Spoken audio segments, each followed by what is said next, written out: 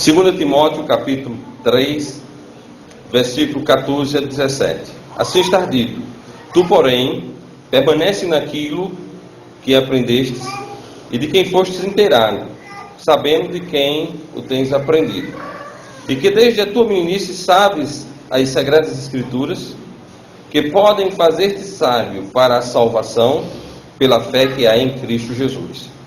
Toda a Escritura é divinamente inspirada e proveitosa para ensinar, para repreender, para corrigir, para instruir em justiça, para que o homem de Deus seja perfeito e perfeitamente instruído para toda a boa obra. Que Deus aplique, amados irmãos, esse texto que nós acabamos de ler em nossos corações, em nossas mentes e em nossas vidas. Permanecer. A palavra de Deus diz: tu, porém, permanece naquilo que aprendestes. Permanecer no que aprendestes.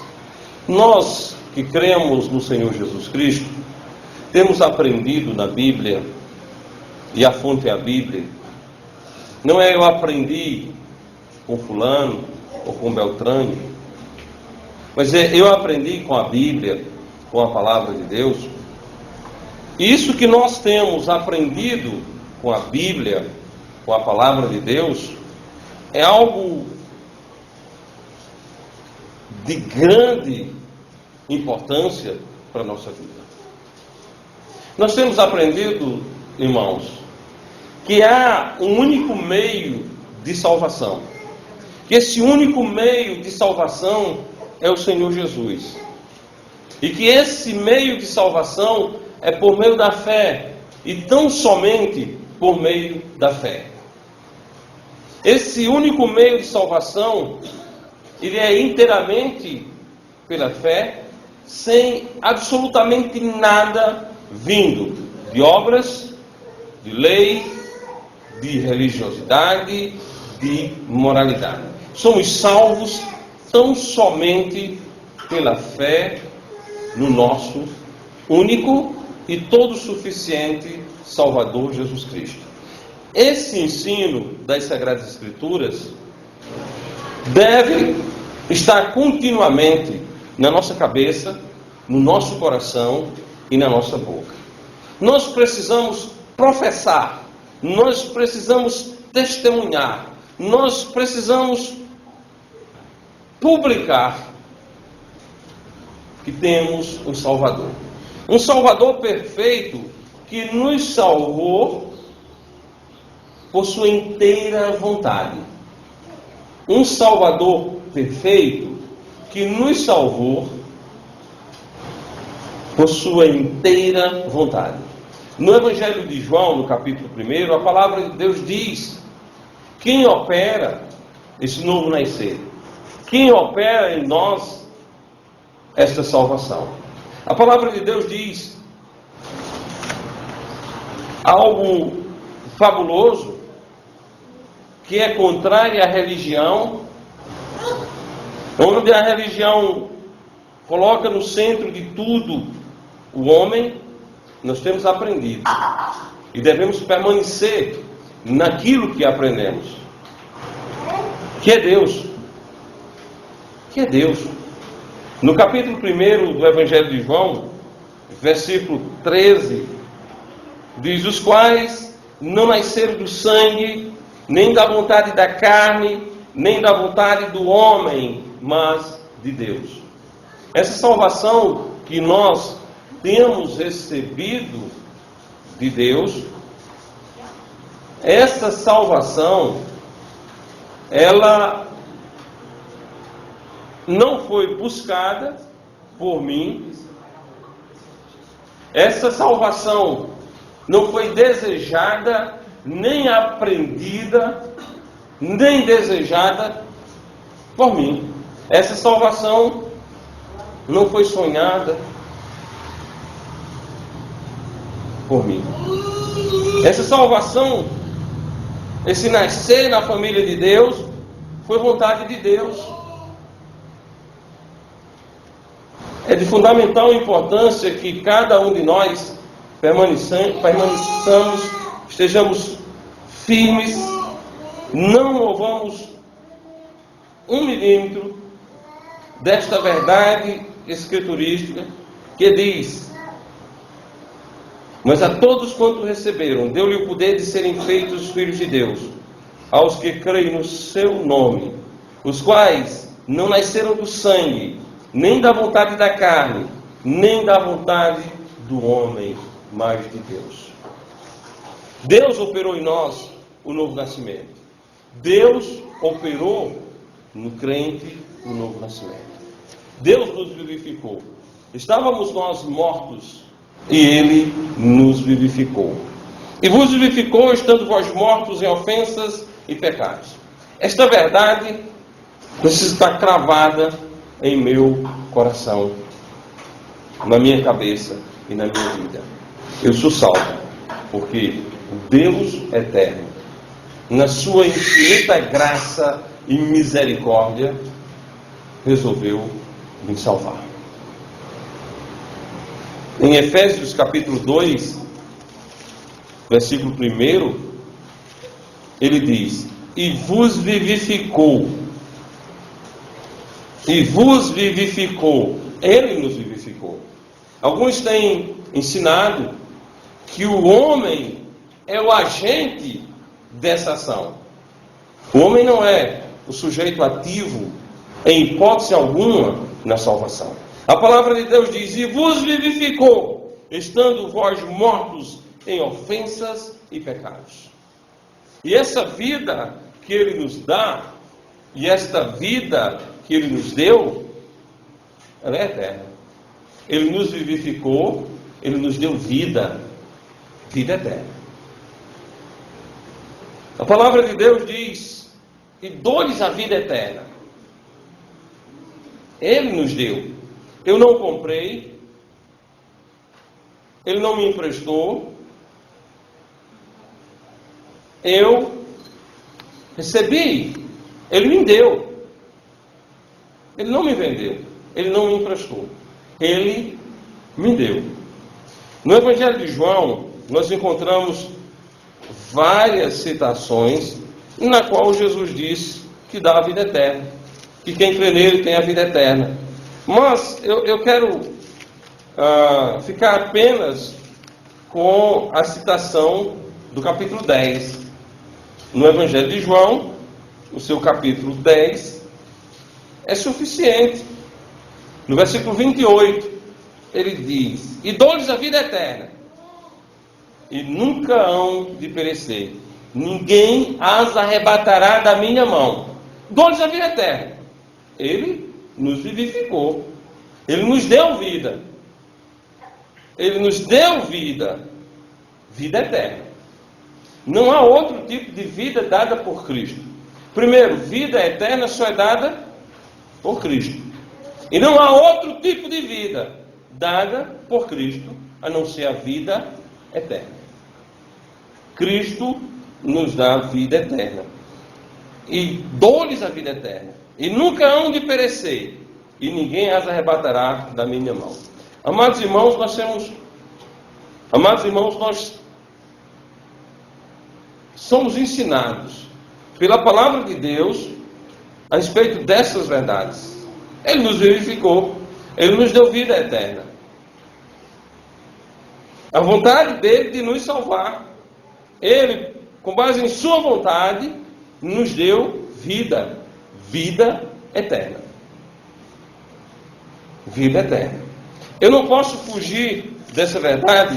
Eu não posso deixar essa verdade. Eu tenho de permanecer naquilo que eu tenho aprendido nas Sagradas Escrituras.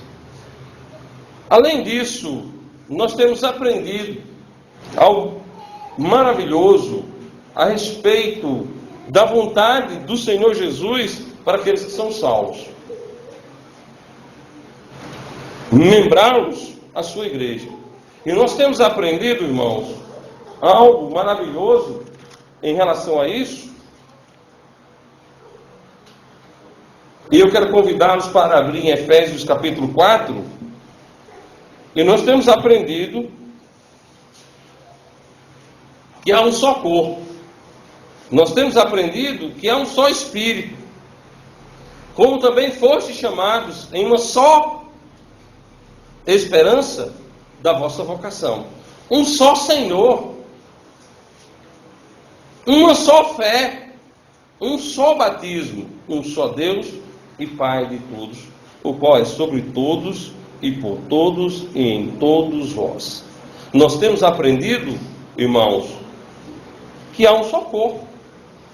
E é de fundamental importância que se perceba que neste livro, Paulo, quando fala de corpo, ele fala de igreja. A palavra corpo, nesse texto, está relacionada à igreja. No versículo 22 dos versículos 22 e 23 do capítulo 1, ele diz: e sujeitou todas as coisas aos seus pés, e sobre todas as coisas o constituiu como cabeça da igreja, que é o seu corpo, a plenitude daquele que cumpre tudo e em todos. Há um só corpo, a plenitude daquele que cumpre tudo em todos. O corpo de Cristo, uma igreja local. Nós temos aprendido no Novo Testamento, em todas as vezes que a palavra igreja aparece, que ela é aplicada no sentido de local, igreja local, então somente local. Então só existe esse único tipo de igreja na face da terra. Esse é o que o Novo Testamento nos ensina. Não existe uma igreja universal e invisível. Existe a igreja local, a igreja de Cristo. E essa igreja de Cristo, ela é operante na terra, e a ela pertence o único batismo, o batismo nas águas. O batismo nas águas, ou colocar completamente dentro d'água, mergulho, é o único batismo o qual Jesus mandou que a sua igreja o fizesse. Jesus não mandou que a igreja batizasse ninguém com ou no Espírito Santo. Jesus disse que faria isso, ele prometeu que faria isso e cumpriu em Atos capítulo 2. Mas Jesus mandou que a sua igreja, e tão somente a sua igreja, praticasse esse único batismo. Não existe dois batismos. A religião pratica o batismo por aspersão, outros por afusão, com água, e outros por imersão. Bom, mas todos três praticados por religião é um outro batismo, porque tem propósitos diferentes. Quando a igreja da doutrina universal invisível batiza uma pessoa, ele está batizando essa pessoa pelo desígnio errado. O batismo é para colocar a pessoa na igreja. Mas se na igreja universal invisível eles dizem o seguinte, que quando a pessoa creu, já faz parte da igreja universal invisível, difusa na face da terra. Então, se eu já faço parte da igreja, o batismo para mim foi o quê? Um ato qualquer. Então o propósito aí está errado.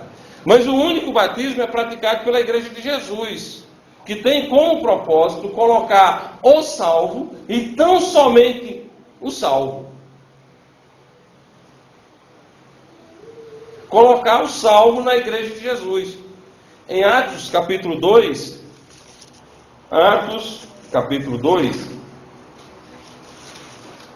versículo 41.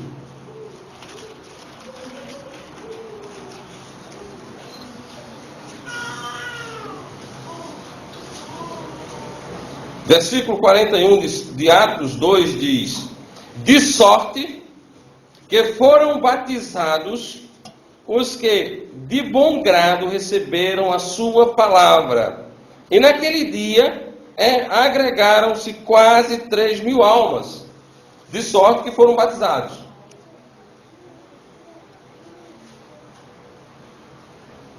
Os que de bom grado receberam a sua palavra. Receberam a palavra, o que significa receber a palavra? Creram, receberam a Jesus, entenderam, compreenderam a palavra. Receberam a palavra de bom grado, receberam a palavra, logo foram batizados. Com isso, agregaram-se à igreja do Senhor Jesus Cristo. Esse é o único batismo, irmãos. Esse é o único batismo. Esse batismo, ele chegou na terra por meio de João o Batista.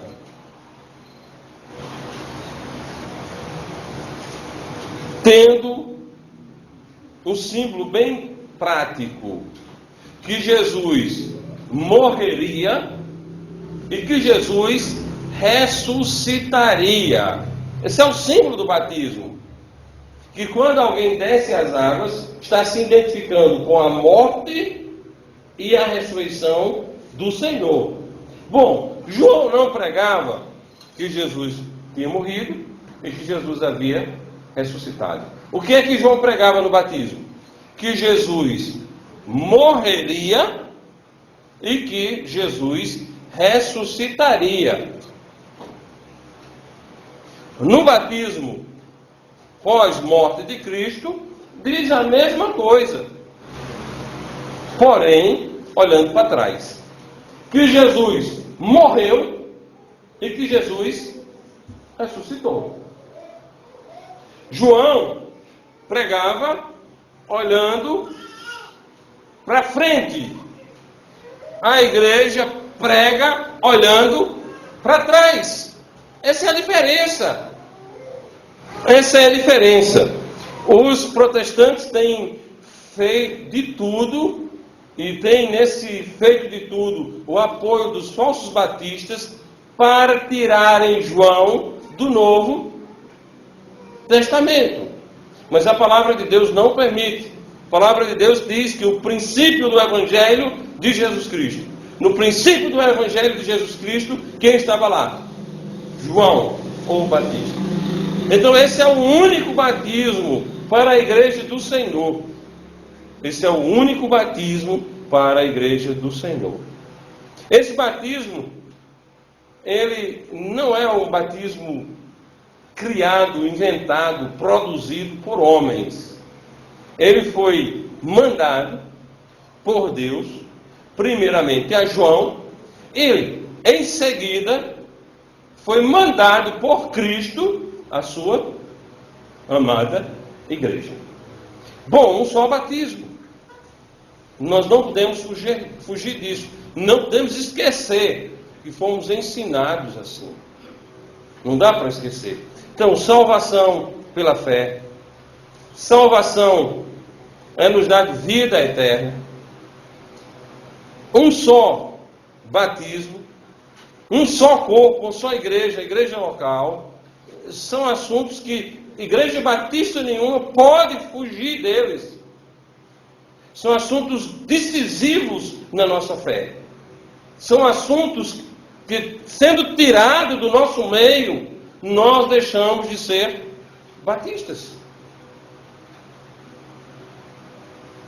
Não dá para ser batista crendo em outras coisas que não são claramente encontradas nas Sagradas Escrituras. Tu permanece naquilo. Nós devemos permanecer nessas verdades para a honra e glória de Deus. Amados, uma outra verdade a qual nós não podemos fugir dela. Encontra-se em Coríntios, capítulo 3.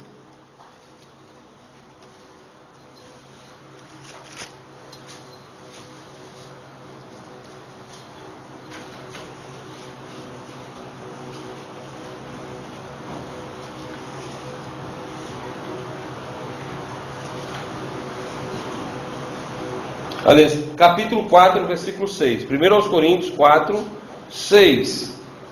E eu, irmãos, apliquei estas coisas por semelhança a mim e a Apolo, por amor de vós, para que em nós aprendais a não ir além do que está escrito, não vos ensoberbecendo a favor de um contra outro. Não ir além do que está escrito. Uma igreja batista repousa sobre as Sagradas Escrituras.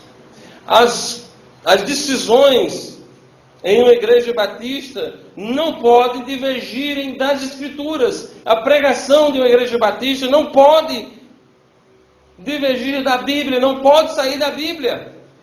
Para nós a Bíblia é suficiente. Sempre declaramos que a Bíblia é o nosso livro de fé e prática, a nossa regra de fé e prática.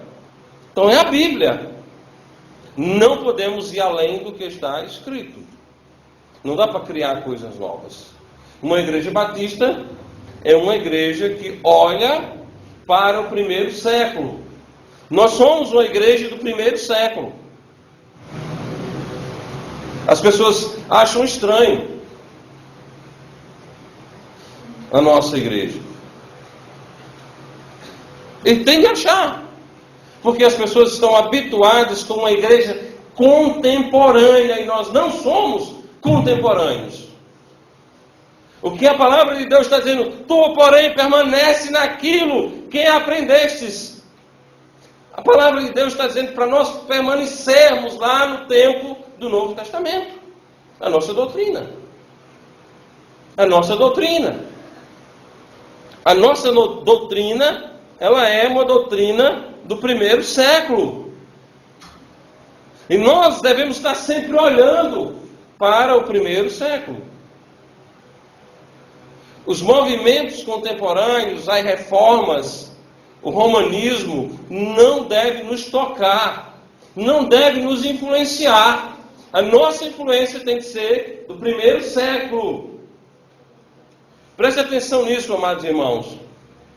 Há movimentos que nos ladeiam, que olham para a contemporaneidade. E tudo o que é bom para o contemporâneo é bom para eles. Mas uma igreja batista não é assim. Uma igreja batista olha para o que está escrito, para que não ultrapasse o limite do que está escrito.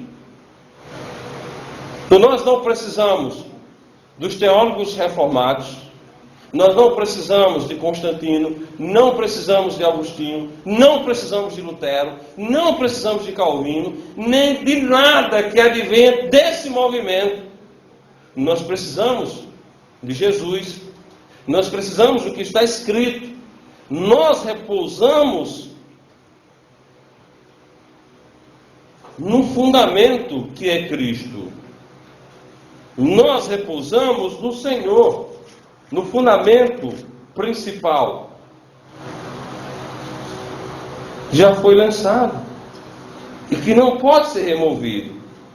Que já foi lançado, irmãos, e não pode ser removido em hipótese alguma. O fundamento foi posto e ninguém pode pôr outro fundamento. No capítulo 2 de Efésios, versículo 20, diz: edificados sobre o fundamento dos apóstolos e dos profetas, do que Jesus Cristo é a principal pedra de esquina. Não podemos fugir dessa verdade. Não vamos olhar para a reforma protestante, não vamos olhar para os movimentos avivalistas, não vamos olhar para as ações advindas do pentecostalismo, não vamos olhar para as propostas doutrinárias do romanismo. Não serve para Batista. Batista tem um conteúdo pronto, acabado, as Sagradas Escrituras. A Bíblia é a palavra de Deus, logo a verdade absoluta, como foi dita no início do culto pelo irmão João Paulo. Uma verdade absoluta, completa, e eu não posso ir além do que está escrito. E tudo o que vem depois da Bíblia é algo que está além muito além do que está escrito. Pode ser bom, dar resultados práticos, mas não nos serve. Pode ser agradável ao homem, mas não nos serve. Não serve para uma igreja batista. Não serve para uma igreja do Senhor Jesus Cristo. Não serve em hipótese alguma, irmãos, para a igreja de Cristo. Aquilo que vem depois da Bíblia fica para os outros. Para nós não. Para nós, a responsabilidade de estarmos permanecendo naquilo que aprendestes. E de que foste inteirado, sabendo de quem tens aprendido. Nós aprendemos da Bíblia. Uma igreja batista tem que saber com quem tem aprendido. Você tem aprendido com quem? Com a Bíblia. Eu tenho dito e repetido que não diga assim, o pastor diz. Diga assim, está escrito. A palavra de um batista é assim está escrito. Abra a sua Bíblia. Está dito assim. De quem você tem aprendido? Da Bíblia. Não, eu aprendi com Lutero, não serve. Eu aprendi com Calvino. Tudo de reformado deixa com os reformados. Nós somos batistas. E batistas são da Bíblia. Batista é um povo da Bíblia. Nós temos um livro, a Bíblia. Nos ocupemos de estudá-lo, de aprendê-lo, de aplicá-lo, de ensiná-lo. Esse deve ser o nosso trabalho. Fazendo assim, irmãos, estaremos firmes. Estaremos seguros. Toda a Escritura é divinamente inspirada, é proveitosa para ensinar, para redarguir, para corrigir, para instruir em justiça, para que o homem de Deus seja perfeito e perfeitamente instruído para toda a boa obra. Amados, quando nós aceitamos esta verdade em nossos corações, em nossas cabeças, em nossas vidas, nós entendemos que o único livro que nos faz perfeitos para servir ao Senhor é a Bíblia. A Bíblia.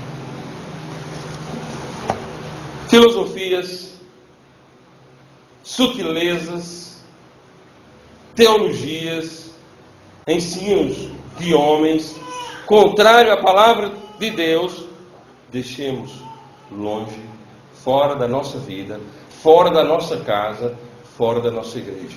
Eu quero aqui fazer um adendo, fora da nossa casa. Porque às vezes o crente ele é bem seguro do que diz respeito à igreja. Mas na casa dele, ele deixa entrar coisas que não agradam a Deus. Irmão, se tem coisas na minha casa, se tem coisas na sua casa, se tem coisas nas nossas vidas que não servem para o culto do domingo à noite, nós precisamos tirar. Nós precisamos tirar. Se aquela cantiga que eu estou cantando não serve para eu apresentá-la aqui no domingo à noite, eu devo abortá-la. Eu devo deixar de lado. Eu não devo estar gastando tempo com aquilo que não serve para a casa de Deus. Se não serve para a casa de Deus, não serve para a minha casa. Se não serve para a casa de Deus, não serve para a minha vida. Se não serve para a vida da igreja de Deus, não serve para a minha vida.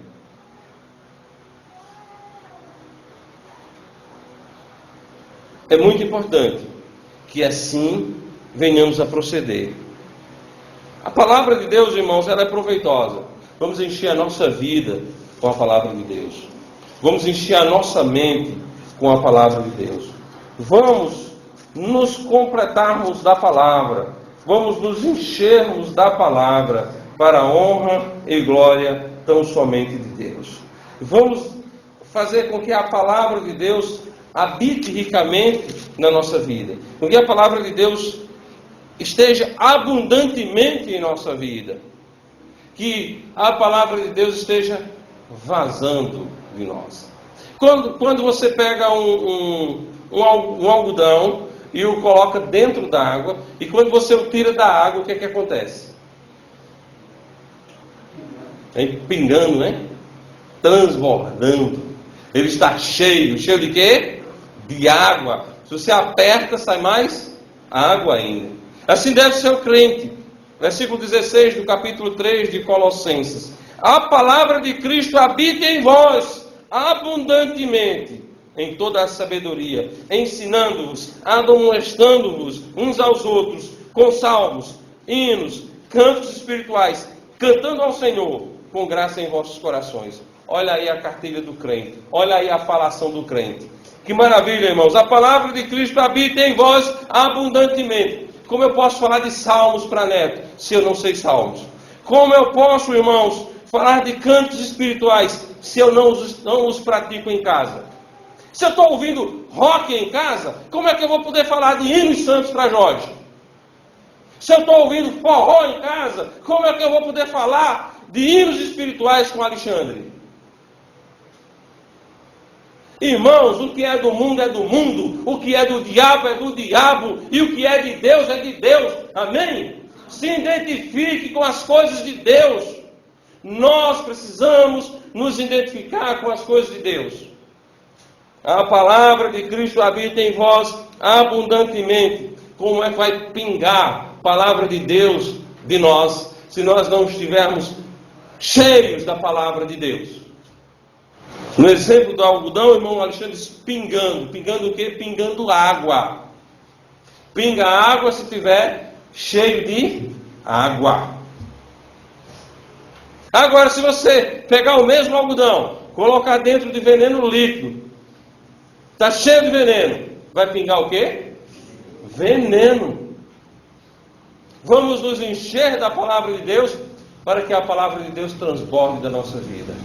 E assim sendo, nós seremos crentes aplicados à mesma, seremos bênçãos na igreja e levaremos o Evangelho Santo a outras pessoas de forma natural, para a honra e glória tão somente de Deus.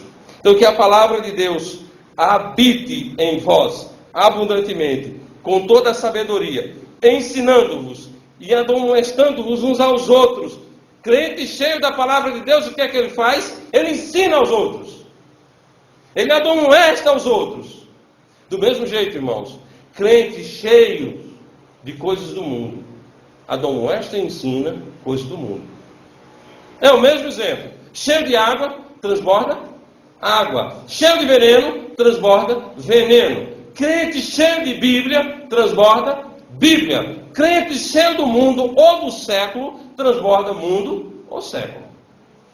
Então sejamos cheios de Bíblia e transbordaremos para os nossos amados irmãos e para aqueles que ainda não conhecem Jesus, transbordaremos para eles a salvação eterna, ensinando-os e admoestando uns aos outros, com salmos, hinos, cantos espirituais, cantando ao Senhor com graça em vosso coração. O crente cheio da palavra de Deus é um crente agradecido. Não devemos esquecer essa verdade. Nós aprendemos assim, com quem nós aprendemos? Com a Bíblia. Com quem nós aprendemos? Com a Bíblia. E se nós aprendemos com a Bíblia, devemos permanecer para a honra e glória tão somente de Deus. Que sejamos crentes que ficam de pé e diz: eis-me aqui, Senhor. Eu quero permanecer firme na tua palavra para a honra e glória tão somente de ti. Amém? Que Deus abençoe a sua vida, a sua família, a sua igreja, em permanecermos naquilo que a Bíblia nos ensina. Amém? Amém. Dito isso, vamos ficar de pé.